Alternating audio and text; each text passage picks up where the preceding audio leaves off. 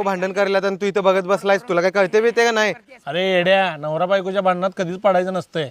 झालंय शहाणायस. तुला लाज वाटली पाहिजे, भरल्या संसार सोडून सोडून तुडून चालली असतो. जा तू जा, तुला शेवटचं सांगलेलो, थांब म्हणलेलो तुला. अजिबात थांबत नाही मी. ए थांब. ए बाईवर हात उचलतोस, तुला लाज बीज वाटते काय? स्वतःला लेमर समजतोस काय? ओ भाऊ, हे लय वक्ती बाई आहे ओ.